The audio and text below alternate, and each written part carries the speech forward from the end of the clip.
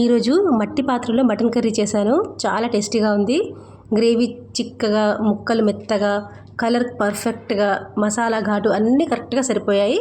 ఇలా పర్ఫెక్ట్గా చేయాలంటే చాలా కష్టపడాల్సిన అవసరం లేదు. చాలా ఈజీగా చేసేసుకోవచ్చు. నిజమండి, అసలు ఈ ప్రాసెస్ చూసారంటే ఇంత ఈజీగా చేసేసుకోవచ్చా అనిపిస్తుంది. మరి స్టార్ట్ చేసేద్దామా? ముందుగా ఒక మట్టి పాత్రలో తగినంత ఆయిల్ వేసేసుకొని ఒక 4 ఆనియన్స్ని సన్నగా ఇలా చీలికల్లా కట్ చేసుకొని వాటిని ఎంత బాగా ఫ్రై చేసుకోవాలంటే మనము బిర్యానీ కోసము బ్రౌన్ ఆనియన్స్ చేసుకుంటాం కదా, అలాంటి మంచి టెక్స్చర్, కలర్, క్రిస్పీనెస్ వచ్చే వరకు కొద్దిగా సాల్ట్ వేసి ఫ్రై చేస్తూ ఉండాలి. అయితే ఇది డీప్ ఫ్రై చేయకుండా చాలా తక్కువ ఆయిల్లోనే మనం మంచిగా అక్కడే దగ్గరే ఉండి కలుపుతూ చేసుకోవాలి. కొంచెం అటు ఇటు చూసామా మాడిపోతాయి, అందుకని అక్కడే ఉండి మంచిగా కలిపేసుకోవాలి. ఇప్పుడు మనం దీంట్లో ఒక 4 టేబుల్ స్పూన్ ధనియాలు, ఒక 2 ఇంచుల దాల్చిన చెక్క, 1 టేబుల్ స్పూన్ సోంపు, కొద్దిగా ఎండు కొబ్బరి, ఆ తర్వాత లవంగాలు, ఇలాచి, బ్లాక్ ఇలాచి, షాజీరా, మిరియాలు, 2-3 స్టార్ ఎనిస్ పెటల్స్, దాంతోపాటే ఒక చిన్న జాజికాయ ముక్క కూడా వేసుకొని వీటన్నిటిని మంచిగా ఫ్రై చేసుకోవాలి. దాంతోపాటు చివరిగా కాజు కూడా వేసేసుకొని ఫ్రై చేసుకుంటే మనం వేసుకోవాల్సిన మసాలా అంతా ఇందులోనే పడిపోయింది. కానీ ఇందులో నేను ఇంకా కాశ్మీరీ చిల్లీ వేయలేదు. ఇప్పుడు కాశ్మీరీ చిల్లీ కూడా వేసేసి వాటిని కూడా ఒకసారి ఫ్రై చేసేసుకొని మొత్తం కలిపి మంచిగా కొద్దిగా వాటర్ యాడ్ చేసుకొని మంచి పేస్ట్లా తయారు చేసి పెట్టుకోవాలి. ఇదే ఈ మటన్ కర్రీకి మెయిన్ మసాలా. ఇది ఒక్కటి వేసుకుంటే చాలు, మీరు ఇంకా ఏమీ వేయాల్సిన అవసరం లేదు. అన్నీ ఇందులోనే పడిపోయాయి కదా, అందుకే చాలా ఈజీగా అయిపోతుందని చెప్పాను.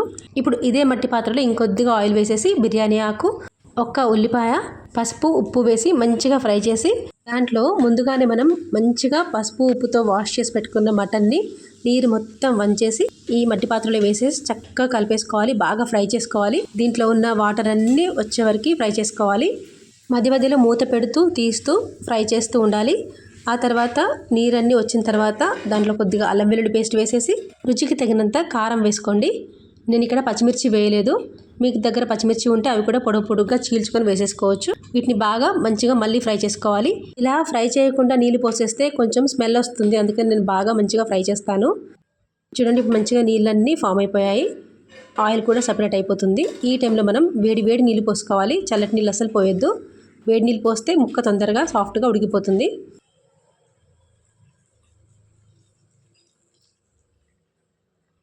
మీకు ఎంత గ్రేవీ కావాలంటే అంత పోసుకోవచ్చు. నేను ముక్క మునిగే వరకు మాత్రమే పోసాను. ఇప్పుడు మూత పెట్టేసి సిమ్లో పెట్టి దాదాపు ఒక ½ అన్ అవర్ వరకు మంచిగా ముక్క ఉడికే వరకు ఉడికించుకోవాలి. ఒకసారి ముక్క ఉడికిందో లేదో మంచిగా చెక్ చేసుకున్న తర్వాతనే ఇంతకుముందు మిక్సీ చేసి పెట్టుకున్న పేస్ట్ని వేసి ఆ మసాలా ఫ్లేవర్స్ అన్నీ మటన్ ముక్కకి మంచిగా పట్టే వరకు, ఇంకా మీకు వేడి వాటర్ అవసరమైతే అవి కూడా అడ్జస్ట్ చేసేసుకొని చిక్కటి గ్రేవీ తయారయ్యేలాగా ముక్క మంచిగా ఉడికేలాగా ఇంకాస్త ఉడికించుకోవాలి. ఒకసారి మసాలా పేస్ట్ చేసి పెట్టుకున్నామంటే మటన్ కర్రీ చేయడం చాలా ఈజీ. గరం మసాలాతో మంచి ఫ్లేవర్, కాశ్మీరీ చిల్లీతో మంచి కలర్, బ్రౌన్ ఆనియన్స్ వేయడం వల్ల ఇంకా ఒక రిచ్ టెక్స్చర్ వస్తుంది మటన్ కర్రీకి. చివరిగా కొత్తిమీరతో గార్నిష్ చేసి సర్వ్ చేసుకోవడమే. ఇలాగే చేసుకొని వేడి అన్నంతో తిని చూసి నాకు చెప్పండి ఎలా వచ్చిందో. రెసిపీ నచ్చితే లైక్ చేయండి, షేర్ చేయండి, సబ్స్క్రైబ్ తప్పకుండా చేసుకోండి. ఎంజాయ్.